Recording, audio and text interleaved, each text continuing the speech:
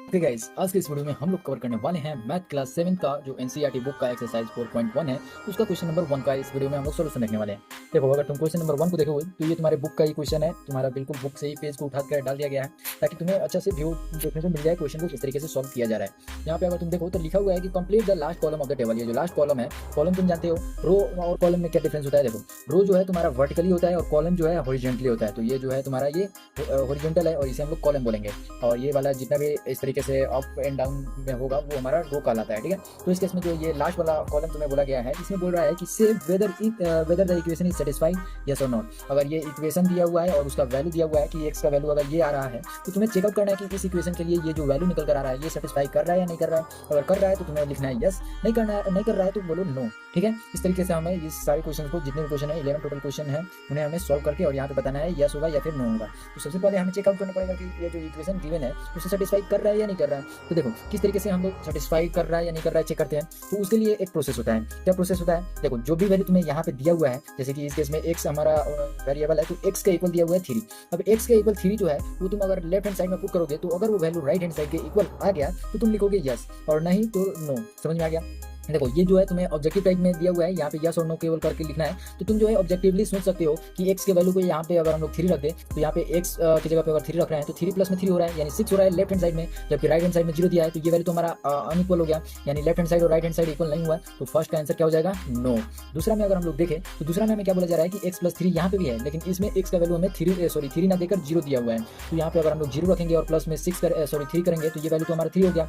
Left hand side का value हमारा 3 आया और राइट हैंड साइड में हमें 0 दिया है। ये वैल्यू एक दूसरे के इक्वल नहीं है, यानी ये वैल्यू हमारा अनइक्वल हो गया, यानी इस केस में भी सेटिस्फाई नहीं कर पाया इक्वेशन। अब यहाँ पे देखो, यहाँ पे एक्स का वैल्यू 3 जो है निगेटिव में दिया है, तो क्या ये एक्स के जगह पे हम लोग अगर ये वैल्यू रखेंगे तो ये हमारा लेफ्ट हैंड साइड और राइट हैंड साइड का वैल्यू इक्वल आएगा? तो बिल्कुल आएगा। कैसे आएगा? माइनस में 3 रखोगे और प्लस में 3 दिया हुआ है, ये वैल्यू कैंसिल आउट हो जाएगा, 0 बचेगा, और राइट हैंड साइड में भी 0 दिया हुआ है, यानी ये वैल्यू लेफ्ट हैंड साइड और राइट हैंड साइड जो इक्वल है, तो यहाँ पे हम लोग लिखेंगे यस। जो 3 नंबर का आंसर हो जाएगा वो यस हो जाएगा।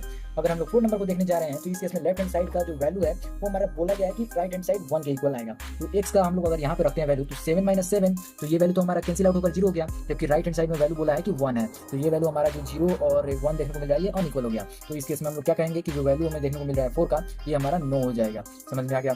5 नंबर में देखो क्या कर रहा है कि 8 जो है एक्स का वैल्यू है, तो 8 माइनस में 7 करोगे तो बिल्कुल 7 जो है घट कर आ जाएगा 1, और ये वैल्यू लेफ्ट हैंड साइड और राइट हैंड साइड में 1 तुम्हें देखने को मिल रहा है, ये वैल्यू आंसर हो जाएगा यस। अगर तुम यहाँ पे 6 नंबर देखने जा रहे हो तो इस केस में 5 और इंटू में एक्स दिया है और एक्स का वैल्यू यहाँ पे 0 दिया हुआ है, तुम्हें बोला जा रहा है सेटिस्फाई कर रहा है इक्वेशन को या नहीं कर रहा है। तो 5 इंटू में 0 करोगे तो ये तो वैल्यू तुम्हारा 0 बन गया। अगर लेफ्ट हैंड साइड 0 है तो राइट हैंड साइड को भी 0 होना पड़ेगा सेटिस्फाई करने के लिए इक्वेशन, लेकिन राइट हैंड साइड में 25 दिया है, यानी ये वैल्यू भी हमें सेटिस्फाई नहीं किया। अब यहाँ पे देखो, यहाँ पे 5x = 25 दिया है और x का वैल्यू हमें बोला जा रहा है कि 5 गिवन है। तो यहाँ पे चेकआउट कर लेते हैं, 5 इंटू अगर 5 करेंगे तो 25 आ जा रहा है लेफ्ट हैंड साइड, और राइट हैंड साइड भी जो है हमारा दिया कितना है 25, यानी यस ये वैल्यू हमारा सेटिस्फाई करेगा।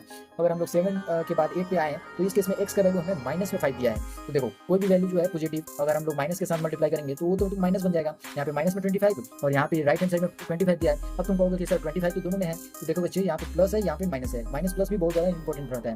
अब मान लो तुम्हारे पास 500 रुपया है और वहीं पे मान लो कि 500 रुपया तुम किसी से कर्ज लिए हो, तो कभी ना कभी तो तुम्हें देना ही पड़ेगा। तो 500 रुपया अगर कर्ज लिए हो तो तुम लॉस में हो, और 500 रुपया तुम्हें है तुम्हारे पास तो वो प्रॉफिट में है। तो प्रॉफिट और लॉस से तुम समझ सकते हो कि दो अलग अलग चीज़ें हो गई। तो यहाँ पे जो वैल्यू है ये हमारा सेटिस्फाई नहीं किया तो नॉट लिख दो या फिर नो लिख दो। ठीक है, यहाँ पे हमारा नो हो गया। यहाँ पे हमें 9 नंबर देखने को बोला जा रहा है कि m/3 अगर हम लोग देखें तो वो वैल्यू हमारा 6 आ रहा है, और m का वैल्यू हमारा जो है वो माइनस में 6 दिया है। तो m का वैल्यू माइनस में अगर हम लोग 6 रखेंगे तो 3 से कैंसिल आउट करने के बाद 2 तो आएगा, लेकिन निगेटिव में। तो माइनस में 2 हमारा LHS हो गया और 2 हमें राइट हैंड साइड में दिया है, जबकि ये जो वैल्यू है ये निगेटिव है और ये पॉजिटिव है, तो ये अनइक्वल हो गया। यानी इस केस में जो वैल्यू है हमारा ये सेटिस्फाई नहीं करेगा, तो नो लिख दिया। यहाँ पे अगर तुम देखो तो यहाँ पे हमें बोला गया है कि m का वैल्यू 0 आ रहा है। तो जब भी किसी वैल्यू में जब भी कितना भी बड़ा वैल्यू हो और उसको 0 को डिवाइड करना हो तो वो वैल्यू में 0 देता है, यानी लेफ्ट हैंड साइड हमारा 0 जबकि राइट हैंड साइड हमें 2 दिया है, तो ये तो अनइक्वल हो गया ना। तो ये वैल्यू हमारा क्या हो जाएगा? ये भी हमारा नॉट सेटिस्फाई हो जाएगा, यानी नो लिख देंगे। यहाँ पे हमें देखने को मिल रहा है m/3 = 2, तो m का वैल्यू हमें 6 दिया है, तो 6 को हम लोग 3 से अगर डिवाइड करेंगे तो यहाँ पे 2 देखने को मिलेगा, और 2 जो है राइट हैंड साइड के भी इक्वल है, यानी ये वैल्यू दोनों जो है हमारा वो क्या हो जा रहा है? सेटिस्फाई कर रहा है, यानी इस तरीके से यस हो गया। इस तरीके से हम लोगों ने एक्सरसाइज 5.1 का क्वेश्चन नंबर 1 का सोल्यूशन देख लिया। वीडियो जो है थोड़ी सी प्रॉपर बनाने के चक्कर में हम लोगों ने इस वीडियो में केवल 1 नंबर क्वेश्चन को ही सॉल्व किया है। अगली वीडियो का लिंक तुम्हें डिस्क्रिप्शन में मिल जाएगा, और उस वीडियो को जो है हम लोग क्वेश्चन नंबर 2 के ऊपर प्रॉपर रखेंगे, तो तुम उस वीडियो को भी जाकर देख सकते हो, और प्लेलिस्ट में लिंक मिल जाएगा वहाँ से भी जाकर देख सकते हो, या फिर डिस्क्रिप्शन में लिंक मिल जाएगा वहाँ से भी जाकर देख सकते हो।